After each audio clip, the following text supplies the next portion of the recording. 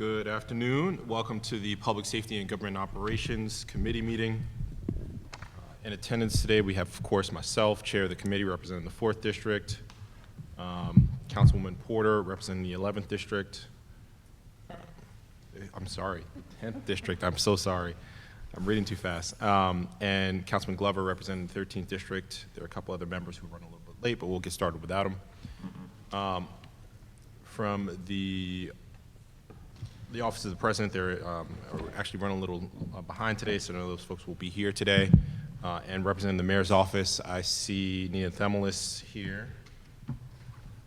Thank you, Mr. Chair. Thank you, Nina.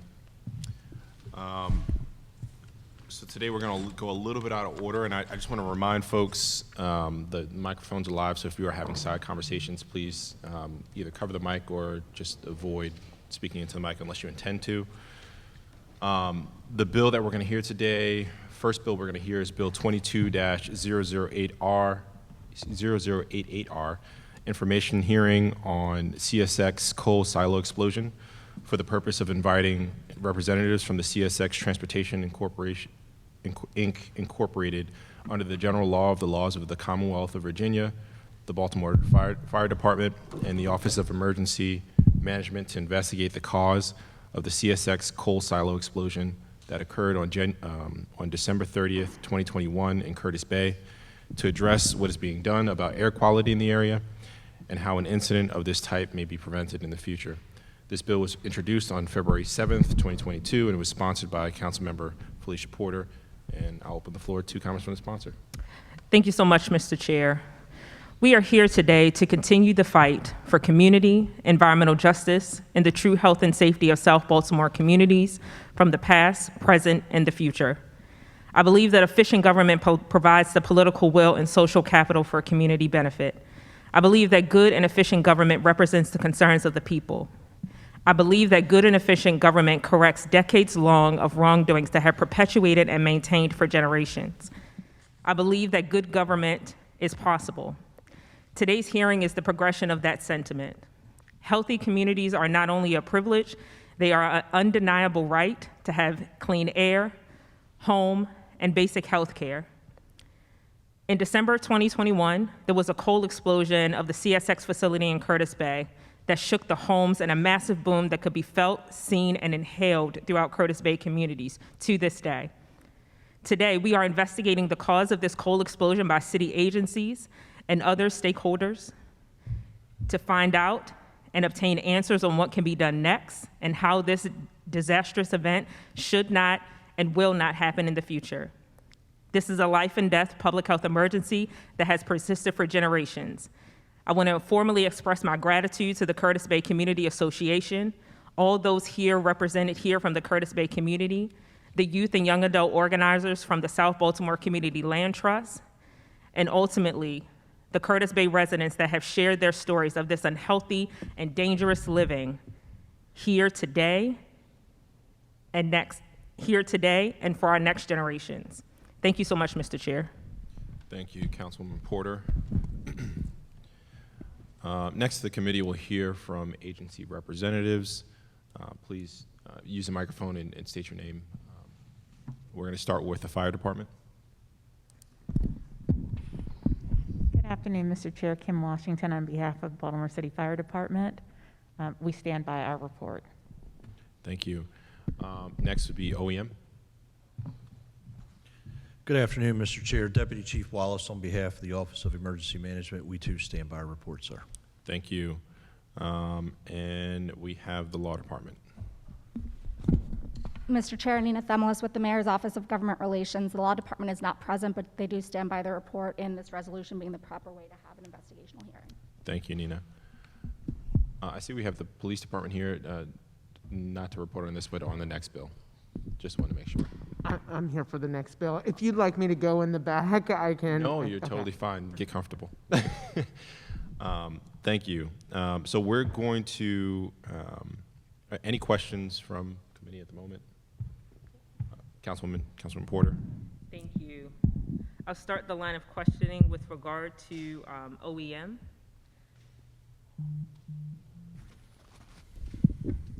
On the day of the incident, could you share the protocols that are in place for not only OEM, but also community members with sharing hazardous incidents like this to the community? Could you clarify protocols, ma'am? So protocols as it relates to communications to the community members, can you share that protocol? Do you have a protocol? Yes, so we do have written protocol where community messages are sent out. They're based on the intel or incident status that's provided to the OEM rep by the incident commander. The message is crafted by OEM. It's vetted by the incident commander, and if the PIO is there, we will share dual responsibility. OEM will share dual responsibility with the fire department PIO. Our method of broadcast on that particular day was the Be More Alert system. Was what? The Be More Alert Code Red system. So that's the auto dialer that we have, and that was broadcast to the community. Okay, and do we have an idea of how many people are participating in that Be More Alert system? I don't have that number with me, but I can get that number. Yes, ma'am. Okay. One of my major concerns was that with the Be More Alert system, there were many in the community that did not receive those alerts.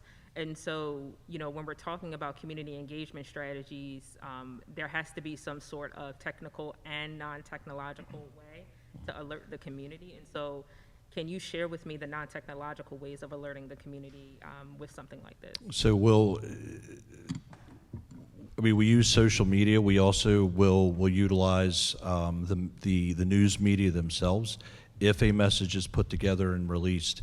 In the case of a hazardous materials incident, what drives that initial notification up to the media is the classification of a level 2 hazmat incident.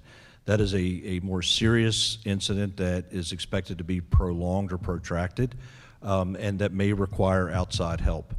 At that point, the incident commander is required to at least begin to think about a message, have a message kind of crafted and shelf ready in the event that that incident were to reach level 3, which is our most extreme of incidents on a scale of 1 to 3. At that point, we do interface both with the fire department PIO and with, as it's written right now, WBAL, to utilize the emergency alert system, which obviously casts a broader net, as well as the local news outlet itself. Can you share with me the criteria for level 1, 2, and 3 hazardous incidents? I can. A level 1 incident is what we would classify as more of a routine style incident. Examples like that could be significant fuel spills, but not those that exceed 20 gallons of fuel on the ground, where that incident in and of itself can be contained. Lower incidents that we're going to conduct routine operations, and public messaging or public action guidelines, be it shelter in place or evacuation, may not be necessary. A level 2 incident scales up larger leaks, larger incidents that may not be quickly resolved or mitigated, that may require assistance from multiple city agencies as well as maybe state level agencies. So an incident that has the potential to expand beyond its footprint, if you will, and may require a lot more outside help. When we begin to move to level 3 incident, we have incidents that those incidents may result in public action guidelines. So a shelter in place order, an evacuation order. They're going to be prolonged incidents. They're going to involve higher levels of danger. You'll likely see state assistance come in, be the MDE or other state agencies, as well as the potential for federal agencies to come in and assist us, as an example, EPA. And Mr. Chair, I know that was my 2 questions. May I keep going? Yes. Thank you. Could you share how the coal explosion was classified? I'm not aware that a classification was actually assigned by the incident commander. I'll caveat that with saying that they were several minutes into the incident. What triggered my response and awareness were calls coming into the EOC. So that incident was active before I knew that. during my exposure to the incident, I did not hear a classification, but I don't want that to mean it didn't happen. I can't answer your question. Sure. May I make a formal request, Mr. Chair? I like the formal level of classification for this incident. And so, just a follow-up question to that, you mentioned that there were no kind of like formalized kind of notifications of this incident. You said you got calls through the EEOC, EEOC, Yes, ma'am. There you go. You said you got calls. Can you share with me why that was the case? So myself, I know other community members were receiving calls well into 30 to 45 minutes of this incident. Yeah, so the fire department had been dispatched. Okay. At the time that this happened, I was in the EOC on Calvert Street. The fire department was well into the dispatch and response. I was not monitoring the radio channel at that point. However, as my staff began to answer calls, I could obviously see that something was going on, and they said there had been an explosion in South Baltimore. So my initial briefing came as a result of a phone call over to Fire Communications, who they indicated there had been an explosion in that area. Origin and cause were certainly, we were very early into the incident. That was not something I was aware of at the time. Okay. How many explosions have occurred in that particular area? I couldn't answer that with accuracy. That I recall, that's the first one that I've dealt with. Okay.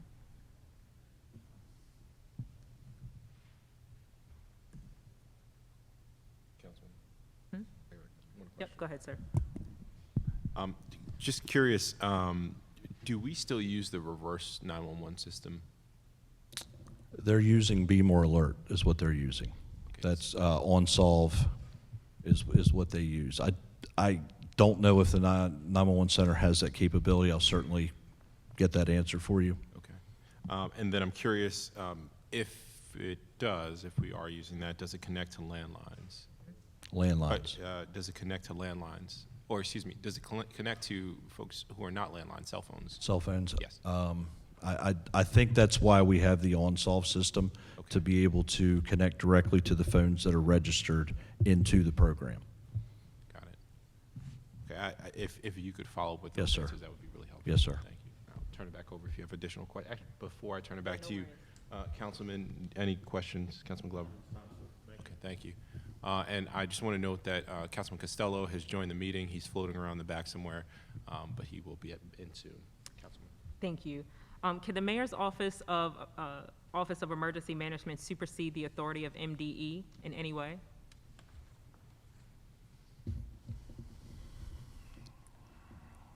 MDE has enforcement and regulatory authority that does not exist within the Office of Emergency Management. So they're emergency response people. They can be directed on scene by our incident commanders. They are a resource. They're known as ERD, Emergency Response Division.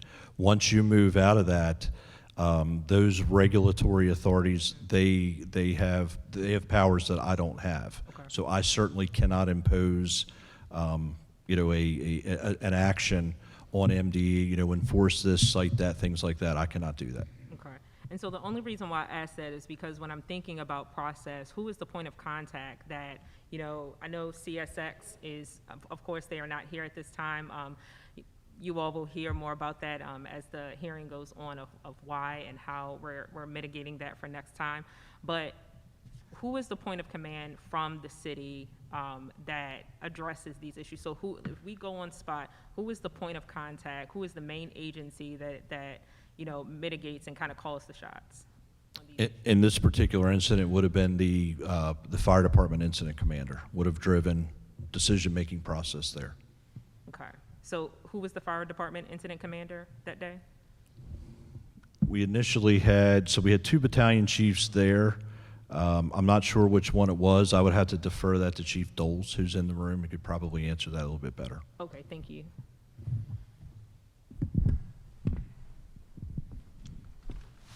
Deputy Chief Harlan Doles, B Shift Commander. I was in charge of the B Shift city at that time.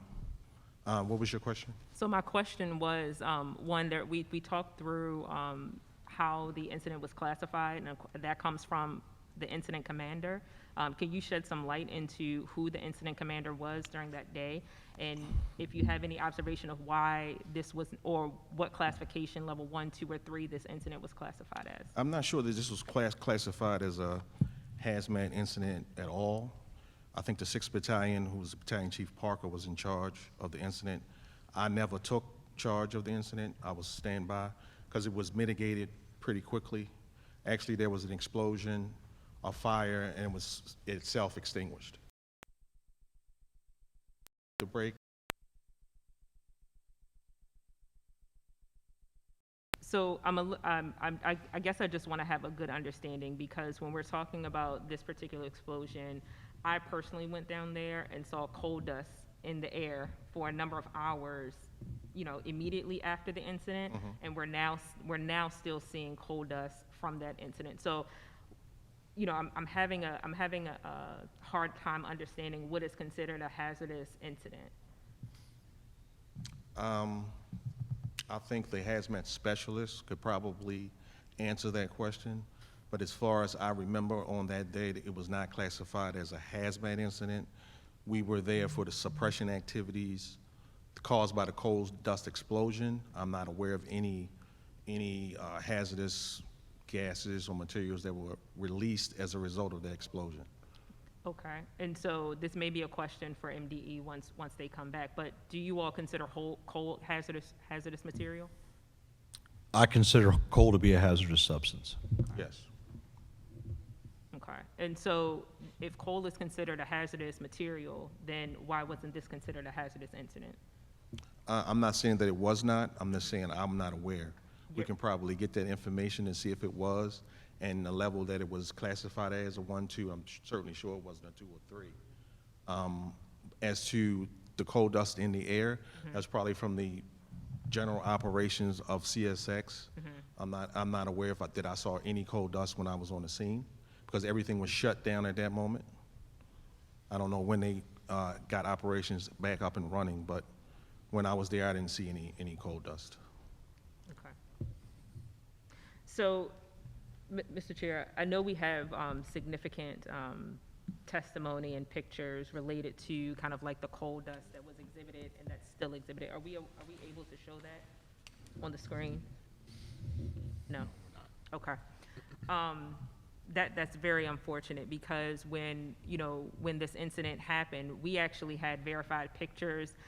Residents came out of their homes, documenting coal on the sides of their windows. And so I guess I'm not understanding. And it's coal that you can see pretty readily available. So I guess I'm still not understanding. The classification of the incident? The classification of the incident, but also how the operations of the incident from the fire department and OEM at that particular time. I'm just not making the connection.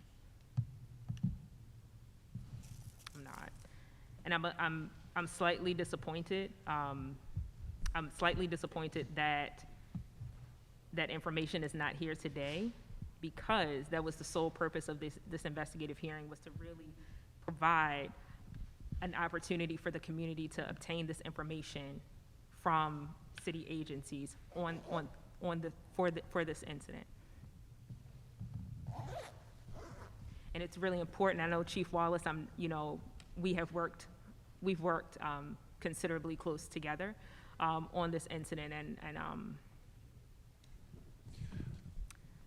Mr. Chair, I'd like to get myself together before the next question. Sure, absolutely.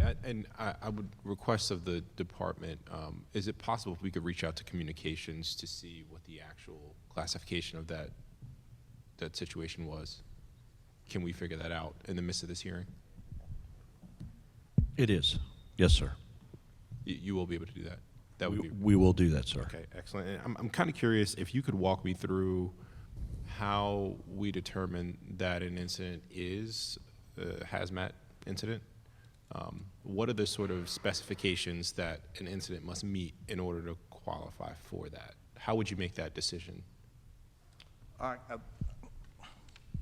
Initially, when the call comes out especially for something of that magnitude, that it's a suppression call initially. Right. As a matter of fact, the coal dust being in the air, I can understand that because of the explosion. I felt it at my station on Helen Street. Yes. So it was quite a large explosion, but initially it's for suppression. There was a fire, something of that magnitude. Once we got there and there was no fire because it was self-put out by the burst pipe because of the explosion, then that incident changes. It changes to monitoring by the hazmat units on the scene, determination of the incident commander, who was, since I never took command, it was still Chief Parker, I believe, was in charge of the incident. I don't think that there was any determination that I am aware of to classify it as a hazmat-specific incident. There were no resources used for cleanup. Only hazmat resources that I'm aware of was monitoring of the air, atmosphere in the general area. So I don't recall that being classified as a hazmat incident. So that helps to understand, and I just want to make sure I kind of narrow down on what you're getting to. It seems like you're getting to, we consider it a hazmat situation when we have to use a hazmat precautions. Or the cause of an incident is from a hazardous substance. The initial explosion was caused by the coal dust that was established, but beyond that, I can't say for sure if we continually classify that as a hazmat incident. When the call came in, did we know that it was a coal explosion? No. We did not. No, it was several calls. Just an 'cause explosion. Like I say, you can hear it throughout the city, Sure. that there was an explosion, yes. I just want to once again acknowledge Councilman Costello, who's joined the meeting. Councilwoman. Thank you, Mr. Chair.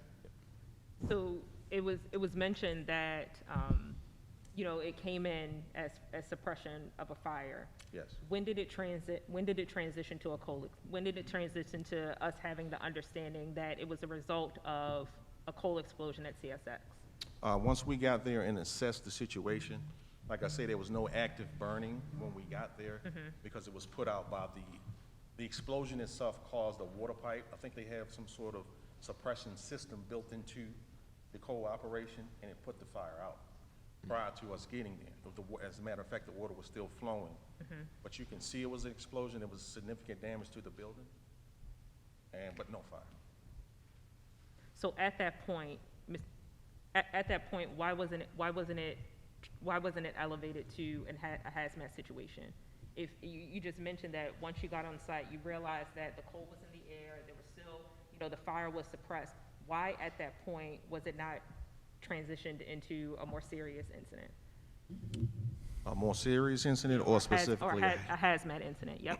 Based on the determination of the hazmat specialist on the scene, because of the monitoring that took place in that general area, I don't think, and I'm only speculating, I can't speak for him, that he did not deem it to be something significant enough to go beyond initial monitoring of the air. What agency is the hazmat officer under? He's in the Baltimore City Fire Department. He's just a why- specialized unit. Okay, why is he not here today?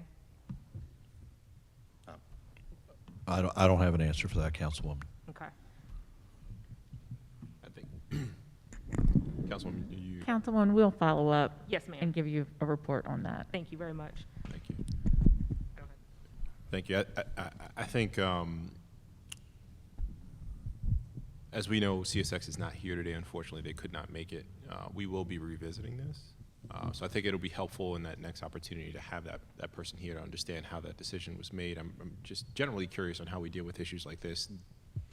It will happen again at some point in the future, maybe not coal, but some other hazardous material, and understanding how we make these decisions could be really informative. We'll get that information for you, Chairman and Councilwoman, and just sort of a breakdown of how those decisions are made and what is sort of the line of communication. Yeah. And I appreciate that, Ms. Washington, and I just want to thank you for elevating the communications in the fire department budget. I know we just had budget hearings, and that was one of the things that I know you were spearheading. spearheading. And it's dangerous situations like this when communication does not go right.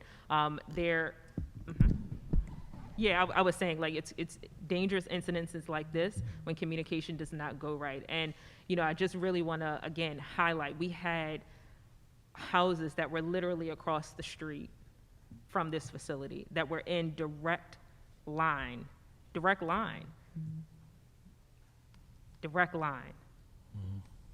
that had no idea what was happening. They had no idea what was happening. They came out of their house.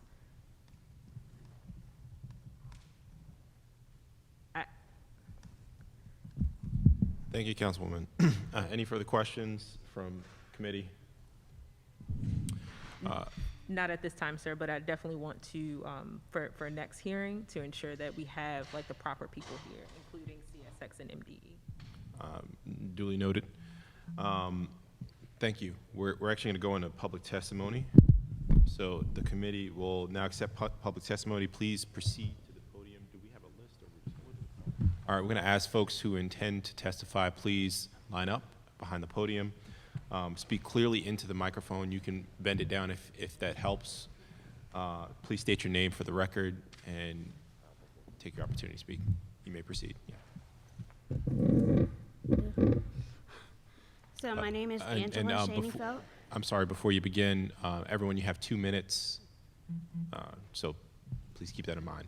Please proceed. So my name is Angela Shaneyfelt, and I live 2 blocks away from the explosion, and I've lived in the community for 14 years. We breathe in coal dust every single day, to the point where when I first moved into the neighborhood, I would open my windows.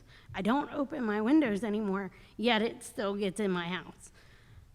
The day of the explosion, I was on my last day of quarantine from COVID. I lost sense of smell during COVID while I had it. So first it felt like a sonic boom, felt the pressure before the actual explosion happened. Did not know what to do. I have twin girls that are 9, and we were all frozen in our house. When we felt it, the pressure, I started doing mental checks. Is the windows still intact? Is there gunshots outside? Do I have to duck? Do I have to take some kind of shelter in my house? When all that was okay, I was like, then I had to make sure that my kids were okay. My daughter freaked. Whenever you have trauma, you do either fight or flight. She freaked. I looked into her eyes. She was not there. I had to call her name several times. Look at me. Look at me. We will be okay. Everything's okay. At that moment, because we were inside our house, I will say, it wasn't until I had to tap her on her chin to bring her back down to reality, while her sister is sitting in front of me, like just frozen, like, what do we do? Waiting for my direction. Once I figured out that we were initially okay, I went outside, like you had said, Ms. Porter, that we wanted to know, because at that point, we didn't have any communication whatsoever. Not from cell phone, not from TV, not from anything. Ma'am, can you wrap up your? Yes. And so I went outside. We smelled the worst rotten egg sulfur smell that you could possibly, and I smelled it with no sense of smell, so it was pretty bad. The next day, I had an oily residue on my car for a couple days after that. I don't know to this day what that was. So, and it never happened before this explosion, so I don't know what it was. But, no threat to the community, but we breathe in coal dust every single day, and this coal thing explodes, and there's more dust in the air. But we were told, word on the street was, if you go outside, wear a mask. There's no threat to the community, but if you go outside, wear a mask. That doesn't compute in my head. Thank you. Because there's obviously a threat of some kind. Thank you. Thank you.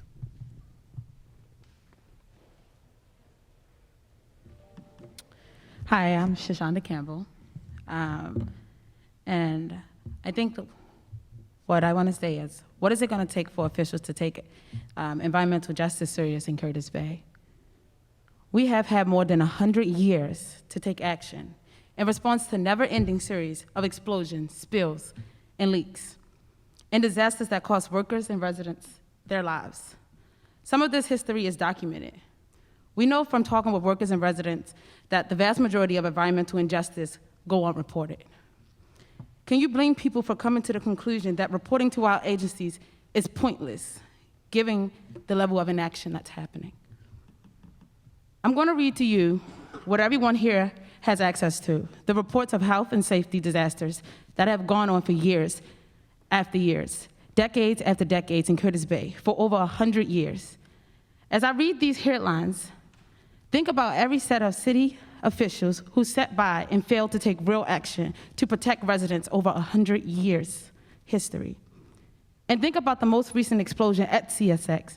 And if you're willing to break that, also think about the trauma that comes with knowing the risks and assuming, based on history, that nothing will be done to disrupt it. And think about this as you listen to the headlines. The actions that has been taken following this unspeakable set of injustice is literally the destruction of 3 communities, each less than a mile from Curtis Bay, and I'll name them: Fairfield, Wegner's, and Hawkins Point. All were completely uprooted and destroyed as recognition that they are no longer a safe place to live. Each of these communities were less than a mile from Curtis Bay. Nothing has changed to make Curtis Bay, the remaining community, safe. We are at a breaking point. This cannot stand. So I'll read those headlines now. 1913, fire spreads terror. Succession of explosion shakes the village of Wegner's Point. 1927, 100 shells are exploded at blaze at Curtis Bay Ma'am, depot can you routes. begin to 150 families. Yeah, I'll continue them real quickly. 1936, fire at Ordnance Depot. 1943, 10 workers died in an explosion at Ordnance Depot. 1969, 70,000 gallons of oil spilled in Curtis Bay. 1972, FMC site indicated on pollution charges. 1977, specters of a rare cancer looms over a cocooned workers. 1979, 700 persons evacuated as a tank car overturned in Fairfield, acid and chlorine on train. 1984, chemical blast rocks Fairfield. 1989, alkaline, cost of, elusive making toxic chemicals.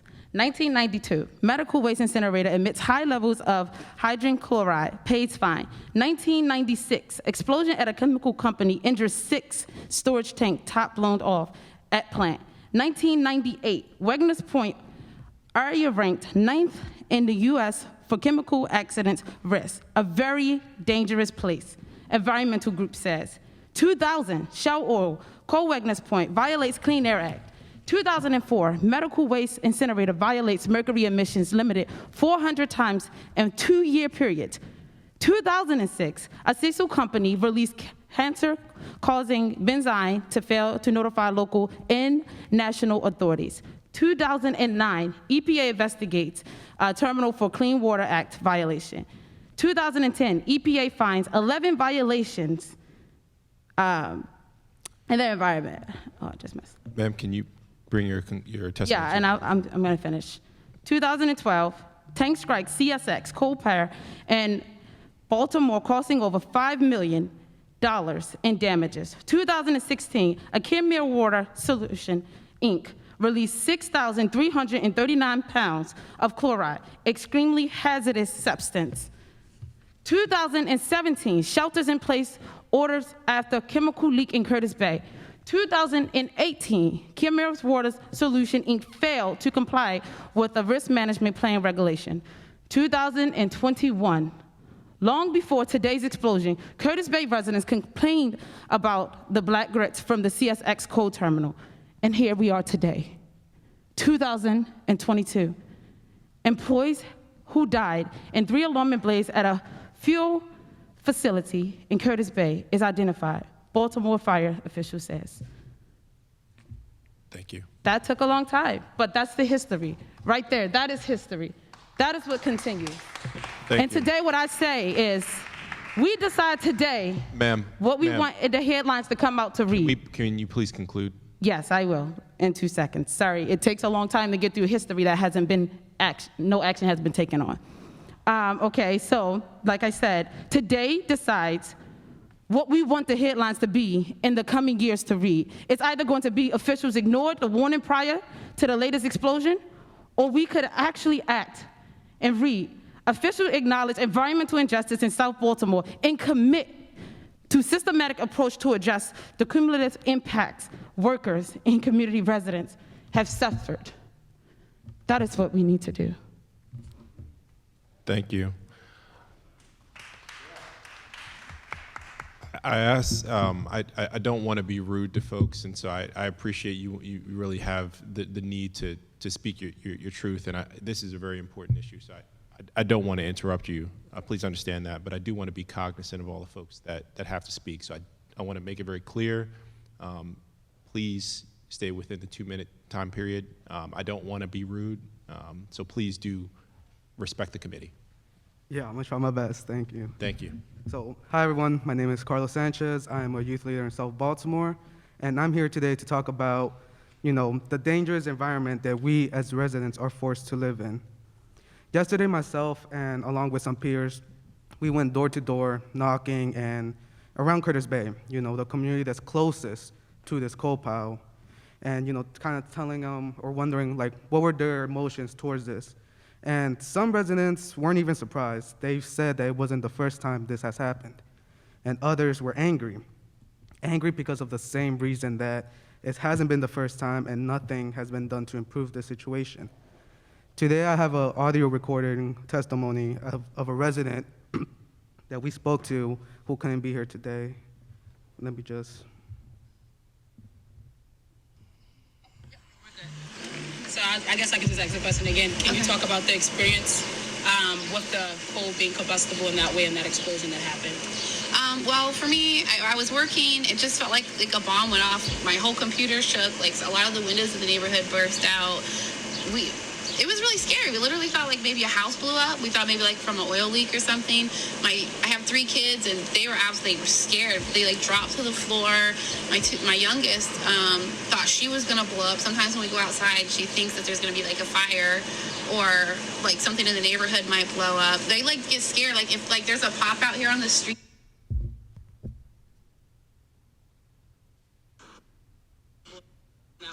We thought maybe a house blew up. We thought maybe from an oil. They were absolutely scared. They dropped to the floor.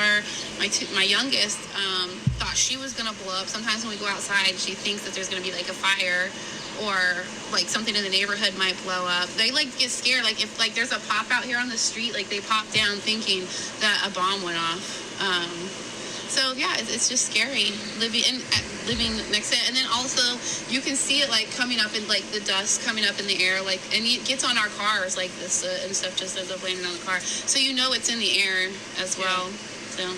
And do you have anything that you want to say to your city council person? Just care about South Baltimore too. Our health matters. I'm sure it's affecting the people that live down here. This part of the city really does just get forgotten, and they should be doing something about it. It's just completely overlooked, probably because they don't necessarily live here. So. Thank you. Give me 1 second, let me just wrap it up. So like the resident said, their kids have grown to believe that they must duck and get down whenever they hear a pop. How long will these kids have to live in fear before our officials take a stand and say, no more? No more residents living in fear of not knowing when something will blow up. No more kids being traumatized by a said pop. No more of these headlines that Shoshana spoke of. It's time to take a stand, and it's time to make sure that these kids are no longer traumatized by this experience. Thank you. Do you have the name of the woman who you were speaking to? Just no, she was, didn't want to give a name. Okay, I appreciate it. Thank you. Hello, my name is Benita Gore, Miss B, as everybody call me. I live in Curtis Bay. I was half a block away. sitting in my living room watching TV and being shaken in my chair with this loud boom, wondering what the, I'm not gonna say that word, but nobody knew what to do. We had to find out, all the neighbors are coming outside. We had to find out from neighbors, people closest to that explosion. My question is, what if it happens again? What do we do? This could have been far worse than it was. But I want to know how to protect the people around me and what we need to do, and be notified, not through the news, but somewhere else where to tell people exactly what to do in a situation like this. And I'm praying to God that it never happens again. Thank you. Thank you, Ms. Thank you. Good afternoon, everyone. I am a longtime member of Curtis Bay. My name is Helena Modri, and I have lived in Curtis Bay since 1958. I have experienced quite a few of these explosions, be it Fairfield, Wagner's Point, or Curtis Bay. I have had my dalliance with cancer before in my life. I no doubt will have another soon. On the day of the explosion, I was upstairs on the second floor working. I am 3 blocks west and 4 blocks north of the explosion. From my upstairs window facing east, I can see the eastern horizon, which is the Patapsco River, almost from Fort McHenry all the way to the Key Bridge. Because I have experienced these explosions before, my first response is to go to the east window upstairs and look, because that's where the industry is. And I have to say, I haven't heard anyone else say this, the first plume of smoke that I saw rising was not from the silo where the explosion was, but rather 4 blocks north, where the other stack of coal is, which is directly east from my house, just down Hazel Street. Then I looked to the Key Bridge, and I saw the huge plume. That I saw black and gray smoke rising.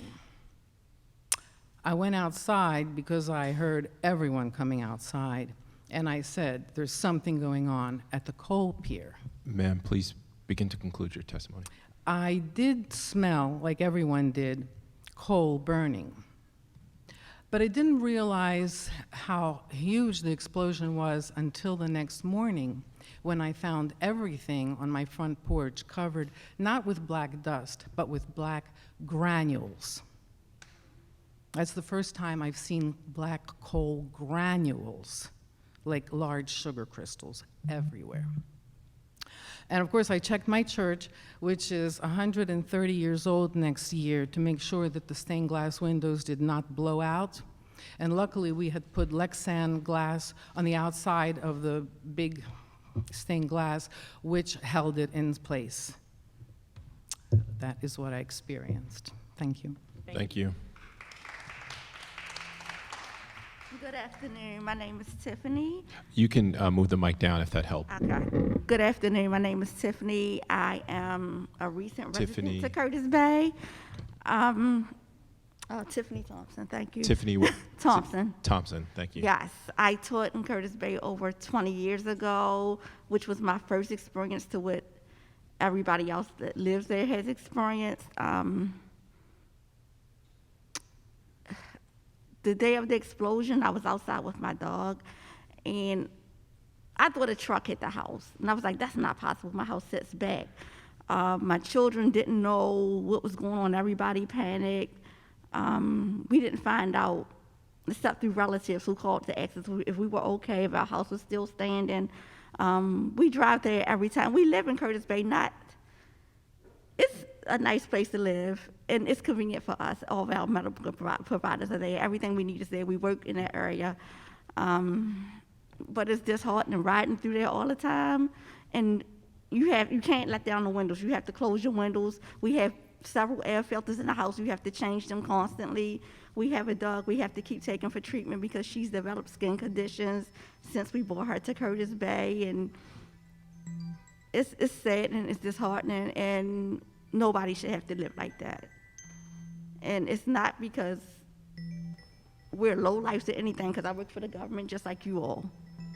So I just feel that somebody needs to take action. Like I said, I first experienced it 20 years ago when I didn't live there, and now living there for the past 2.5, 3 years, it's even worse.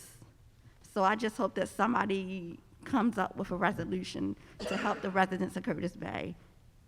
Thank you. Thank you.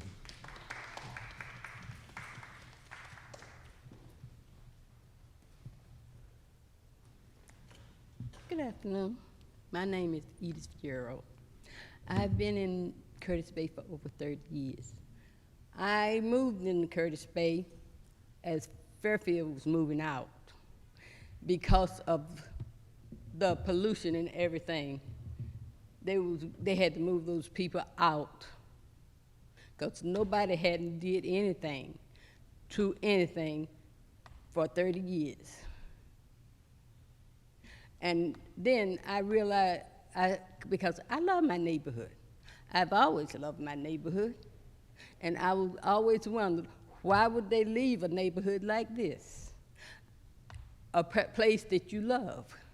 But other people ain't gonna let you love your neighborhood. Because whenever I get up in the morning, I'm a gardener. I love the gardener. I get up in the morning, early in the morning, I don't know, whenever I step out my door, I don't know what I'm gonna smell, what gonna come about what I see. When I take my walk, I have to get back in time so I can go in the house, but I won't be breathing all this stuff. And the day of the explosion, I was in my house. It woke me up. And because I asked my daughter, what is that? And she said, I don't know, something's went out. Me and her went outside and we saw dust and everything. I didn't see the rest of it because, like I said, I was asleep. The thing woke me up. And I'm just getting tired of this. Everybody promising us everything and we get nothing. Nothing at all. Thank you. Thank you. Thank you.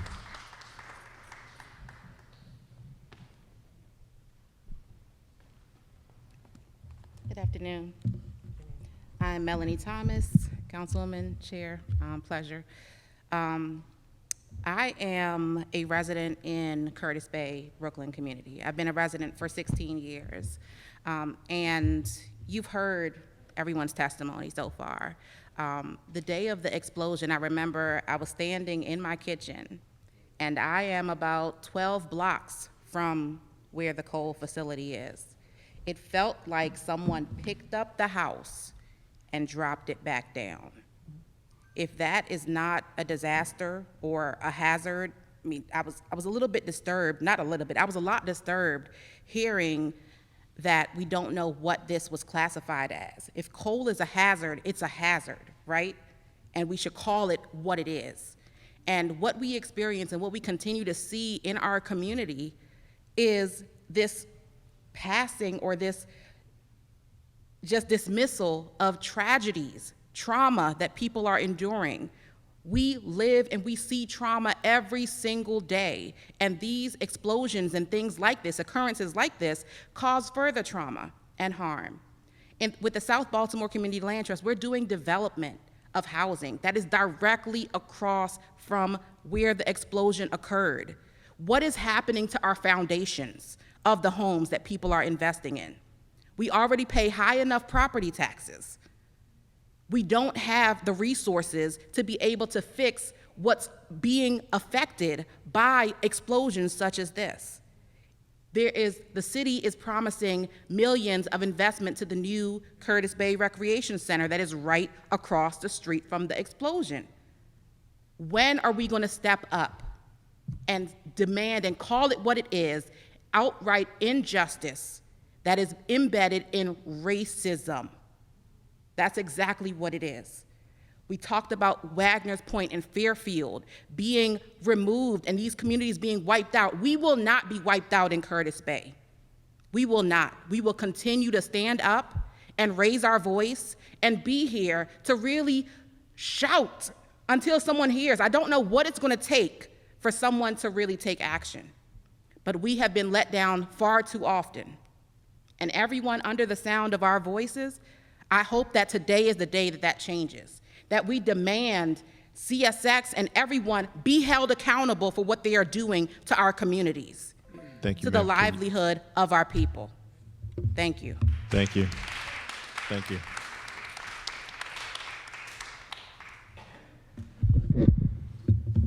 Good afternoon. My name's Greg Sawtell, and I'm speaking from the Community of Curtis Bay Association. Our website is www.ilovecurtisbay.com, and I think you've heard that from residents who've testified already, is that we have love for our community. What we find unacceptable is a never-ending series of injustices that this community is exposed to. What I want to share are the immediate questions that came the morning of the explosion and that to this day remain unanswered, but I want to take you through the process that the Community Association has taken in the spirit of sharing useful information for this committee so that you're in a better position to take action. We do appreciate representatives from the fire department here coming today and sharing information, although it's lacking in many regards, and we hope to get more. We do appreciate you showing up. We can't say the same thing for the actual cause of this explosion, which is CSX, who's noticeably absent today, and we'd like for everyone to recognize that the company, the $30 billion company that owns and operates the CSX coal terminal in South Baltimore, is not here today. We think that speaks volumes. So the first question that residents have asked and continue to ask is, what's in the air that we're breathing right now, this second, since this explosion happened? We already know that coal dust comes into the neighborhood every single day. It's been reported, it's on record to Maryland Department of the Environment for decades, residents reporting coal dust. Okay, this is not in question. It's a matter of official record. The day of the explosion, though, it heightened concerns about what's in the air.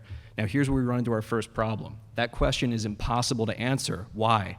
Because 10 years ago, Maryland Department of the Environment removed the only regulatory air monitor in South Baltimore, in Fairfield.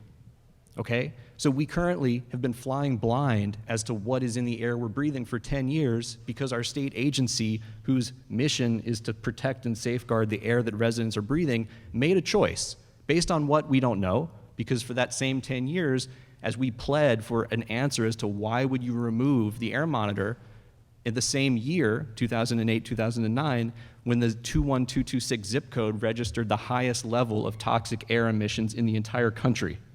Thank you, sir. If you could conclude, Okay, please. Yep.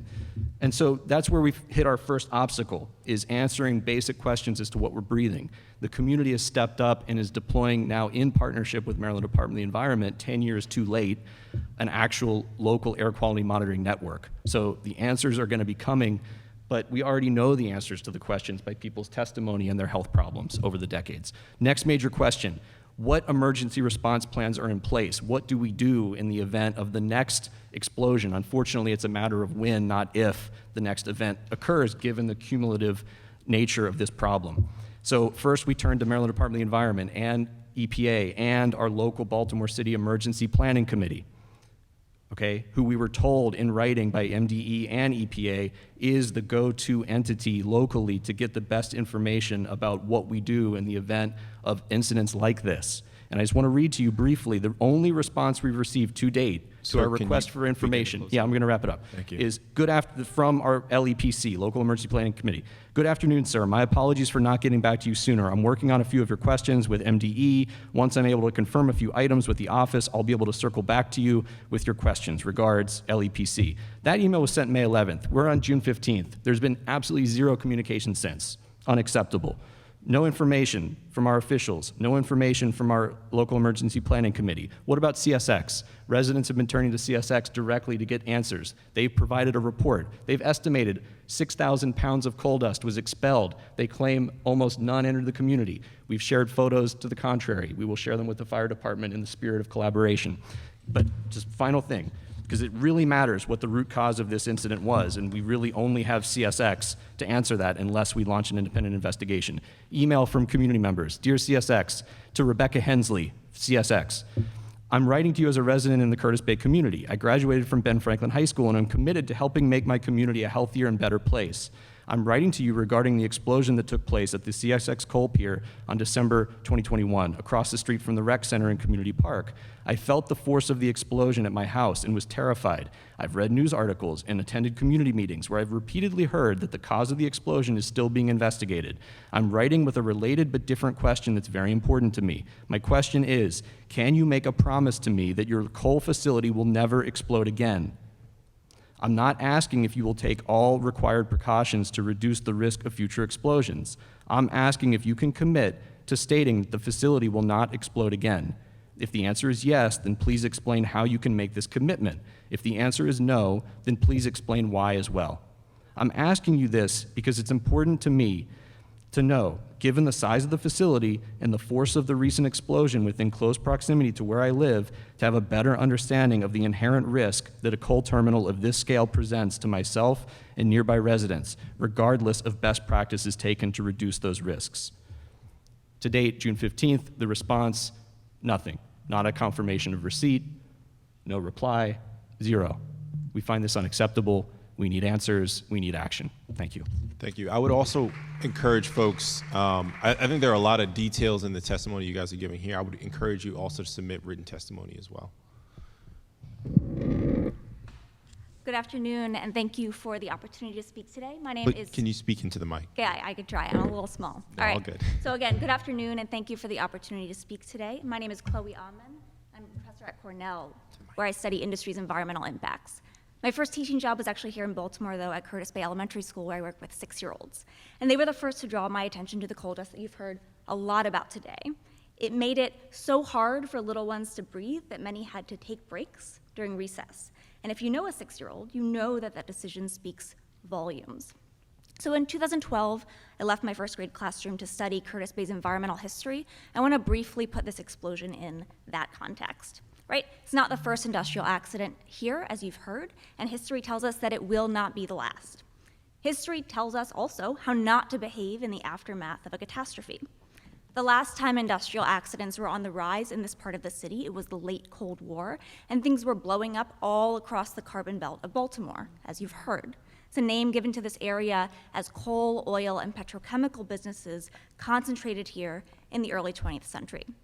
So things got so bad, as you've also heard, that residents of 2 local neighborhoods, Fairfield and Wagner's Point, were moved to push for their own evacuation. And one of the first things that they learned was that they could not get the city to care about their health. It was too ambiguous, right? This ever-present dust that turns the lungs of area crabs black. It was too hard to prove in a manner that would satisfy folks in official positions of power that their asthma, their cancer, and their respiratory illness all had roots in local industry. What did work was pointing out explosions, and there were a lot of explosions, as you've heard from Shoshonda Campbell, and as my written testimony documents at length. So residents were left to pursue a campaign that left their actual sick bodies off the table and instead dramatized their imminent demise in the event of the next catastrophe. So when they won, after years and years of work, a spokesman for the city announced that officials were, quote, happy the area is clear. Yes, I understand. We no longer have to be concerned with environmental risk here. Now, that is one of the most chilling lines that I've come across in more than a decade of research for 3 reasons, and then I'll be done, all right? First, it disavows the fact that every explosion is also an exposure. And then when residents moved, some of them to Curtis Bay, they carried years of embodied impacts with them. It betrays a deadly selective attention when it comes to environmental harm, manifest in the fact that we are here to talk about the CSX explosion, but not residents' exposure to coal dust every day for 140 years, okay? Second, it shows how little accountability exists for people in the southern neighborhoods, how happy industry and government have historically been to call a matter closed without addressing people's real concerns. Right? No wonder CSX believes it can get away with ignoring residents' requests for the most basic information, right? They're not even here. I came from Ithaca, it's farther, right? No big deal. Third, it gets us here. By making displacement the solution to environmental problems and settling on a course of action that did nothing to rein in industry's embodied or explosive impacts, the city all but lit the match. So I'm asking you to not make that same mistake. I hope that as you set the scope of a robust investigation and a robust response, you won't just pay attention to the boom, but also to the everyday disasters. And I mean the cumulative impacts of exposure to coal dust, the impacts of coal on climate change. I hope that you will remember that big problems, and this is a big problem, require big solutions, right? And I hope that you will institute a process that demands real transparency of CSX for perhaps the first time in local history and gives real, meaningful leadership to residents of Curtis Bay. Thank you for your time today. Thank you. And I just want to know we've been joined by Councilman Burnett. Please proceed. Can you hear me okay with this on? Yes, Okay. you're welcome to take down your mask if you'd like. That's all right. My name is Rachel Gadsen. Can you move the mic up? Maybe that'll help. Sure. My name is Rachel Gadsen. I work with SBCLT and the Curtis Bay Community Association, and as others have said, we've been working on gathering information from residents about their experiences with the coal explosion. So I just wanted to share a recording with you today that we were able to get from a resident who is not able to be here physically.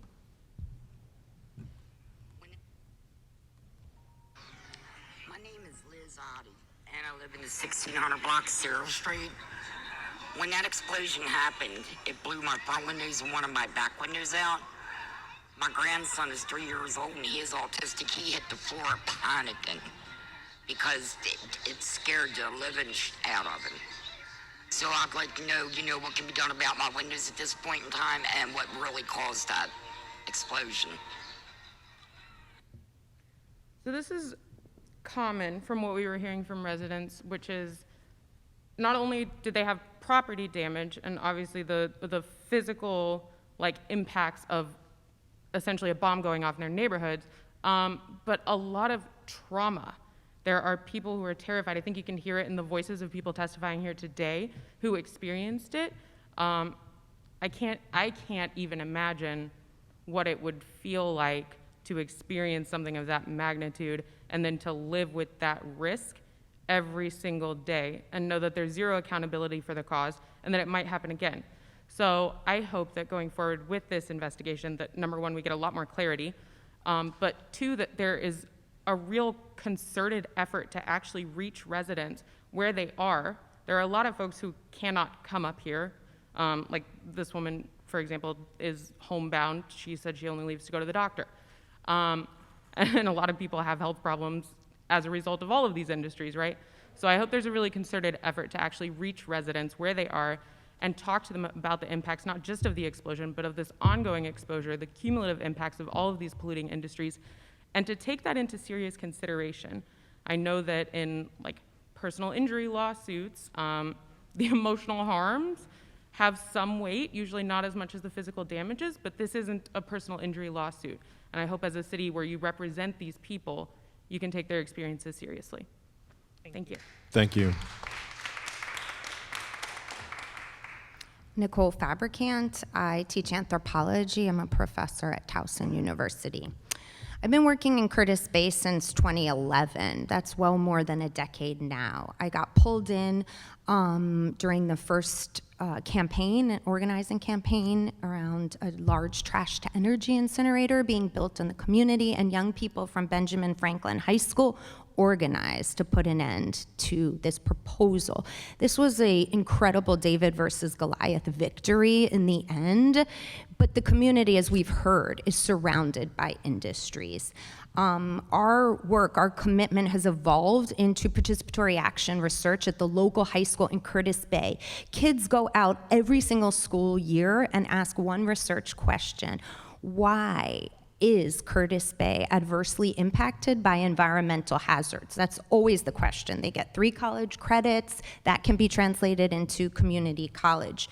Students focus on this question of environmental injustice because this is their reality. It has always been their reality. They want to understand the history of the community, but they also want to understand how residents have been impacted by heavy industries. The entire area is a budding residential, but it's zoned part of it, M3, for heavy, heavy industry. We are talking about the most toxic chemicals possible. I remember during 2017, we were on lockdown. We could not leave Benjamin Franklin High School because chlorosulfuric acid, which should not be leaked from a tanker, leaked into the air, which is lethal. So the CDC allowed basically the high school to remain on this lockdown, right, until it was cleared. So I just wanted to give that to put in perspective. I ask, is open air coal, export-oriented coal, more valuable than children's lives, the children that we teach every single day in Curtis Bay? How does the local community benefit from CSX being in their community? Well, most of us who work there and have for more than a decade know they get crumbs or pittance from CSX. What does CSX do?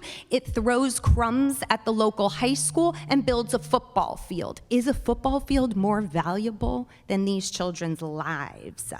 We don't want crumbs anymore. People are speaking loudly and clearly. It's time. These are crimes against humanity, crimes against community, crimes against residents. Let's come together and hold CSX accountable once and for all. We know people have a plan for what we want to see in the future for Curtis Bay. I said yesterday, in 10 years, I will see a totally different Curtis Bay when we have land trusts and we have green industries. CSX is not a part of that vision. So please, let's begin to hold them accountable. Thank you. Thank you, ma'am.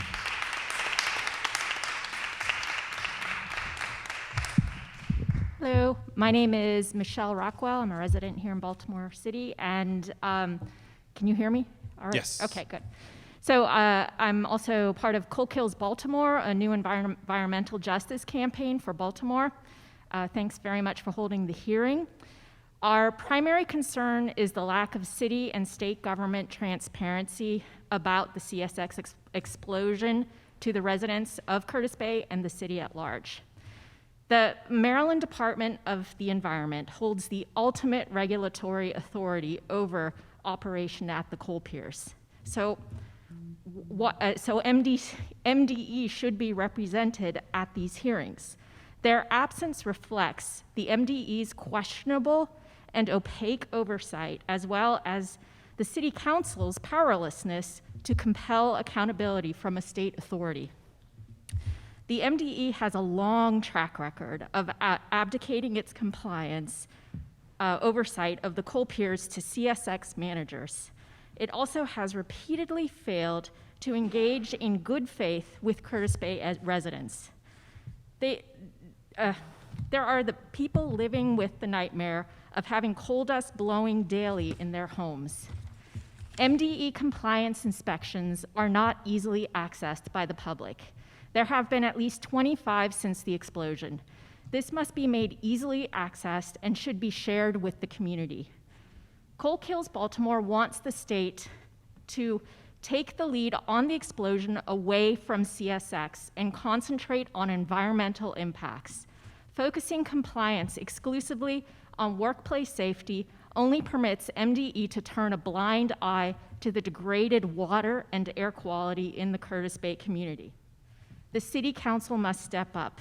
More than 5 months after the explosion, elected officials have done little to update the constituents in Curtis Bay and the city at large. The City Council must engage directly with the citizens of Curtis Bay to build political power to pressure MDE and those above them to take control of compliance. Thank you, ma'am. All right, let me just end with this. So CSX is charged with monitoring the air quality. This is unacceptable. CSX gets to choose appropriate preventive actions for the future. This is also unacceptable. The MDE, not CSX, should be responsible for air monitoring and determining appropriate preventative actions. MDE must be compelled to participate in all hearings and actions related to the CSX coal pier explosions in the future. That's where the power lies. Thank you. Thank you. Thank you. And I would also request, of course, again, if folks felt rushed, felt like they had to mull through some of their testimony or didn't finish pieces of it, please do submit it as a written testimony. Hello, my name is Susan Woodman. I am not currently a resident of the city. I grew up in the city. My daughter lives in the city. I simply have a couple questions. Can you get closer to the mic? I simply have a couple questions to all of you who are sitting here. Do you or would you buy a house in Curtis Bay? And if not, ask yourselves, why not? And then think about what your responsibility is to help these folks who do live in Curtis Bay. Thank you. Thank you.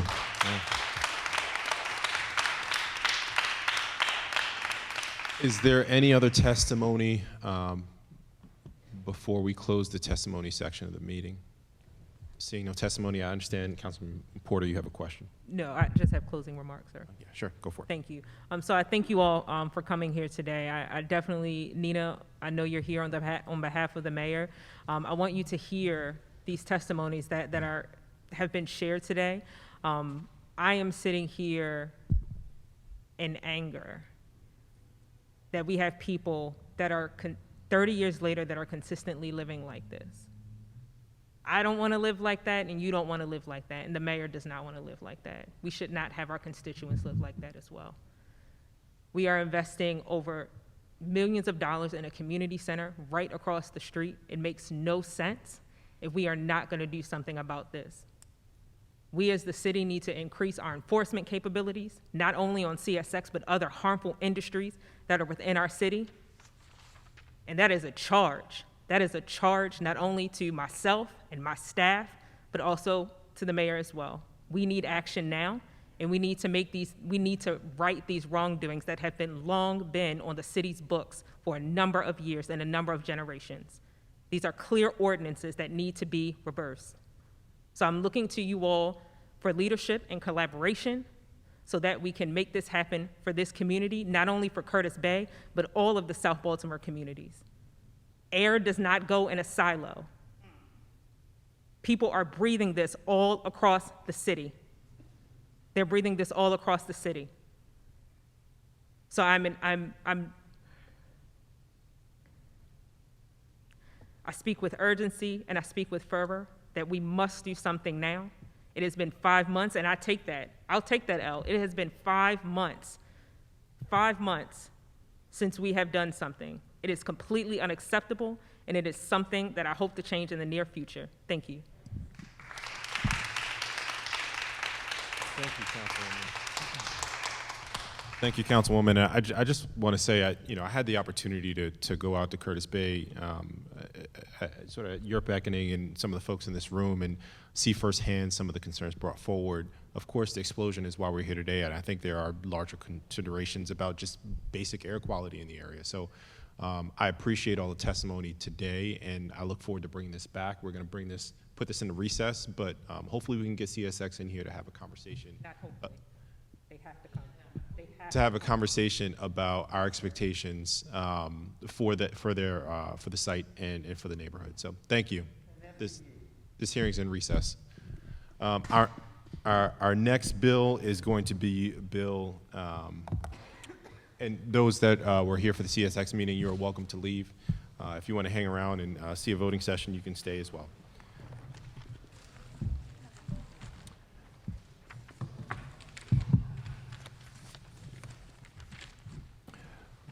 The next bill we're going to hear is Bill 21-0050, Burglar Alarms Registration and Regulation, False Alarms, for the purpose of revising the fees assessed to alarm system users for repeated false alarms, altering the number of false alarms within year that will result in the placement of the premises into a no response status, requiring that alarm system monitors make certain additional attempts to verify the need for a police response, making certain stylistic changes, and providing for a special effective date. This bill was introduced on March 22nd, 2021, and it was sponsored by the Council President on behalf of the administration. I will open the floor to the administration if there are any final comments on the bill before we get into anything you want to say, Nina, or? Thank you, Mr. Chair. I don't have any specific comments. I want to thank you and members of the committee and the Council President's office for continuing to push this legislation forward. I want to defer to the police department as they are the main operators of the results of this legislation if they have any additional comments. Thank you. Thank you. Michelle? Good afternoon, Mr. Chair, members of the committee. Michelle Wertzberger, Director of Government Affairs for the Baltimore Police Department. For the record, I don't have any additional comments either, but I certainly want to echo Ms. Themelis's remarks. Thank you for your support, for you, the Council President, everyone who has kind of gone along on this journey with us. It's been long, and everyone's worked really hard, and I just want to say thank you. Thank you, and I just wanted, for the committee members, give an update on where we are, and we are ready to move this bill today. If you guys recall, there was some confusion, I think, about some of the language in the bill. After going back and forth for many months to sort this out, we've decided to leave the language as is. And so there are no amendments to the bill, and I will open the floor to questions if folks have questions about that. If not, I'll entertain a motion to move the bill. So moved. So moved? Second. And seconded. Before I accept that, I understand Councilman Costello had a question, so I'm just going to hold for a second. Councilman Costello. Yeah, Mr. Chairman, I just wanted to say for the record that I sincerely appreciate your leadership on this issue. This was an item that the police department specifically asked us for and told us was critically important.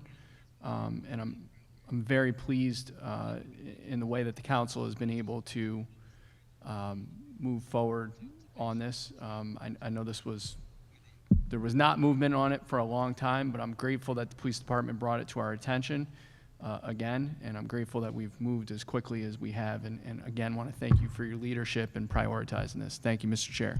Thank you. Appreciate it. We've got a motion and a second on the table, so we will go to a vote. Conway, aye. Burnett? Yes. Cohen is absent. Costello? Aye. Glover? Yes. Porter? Aye. And Ramos is absent. Two absent and 5 in affirmative. We'll move this to second reader at our next council meeting on Monday. Tuesday. They're usually on Monday. With that, I just want to thank everybody, and this meeting is adjourned. Thank you. Thank you.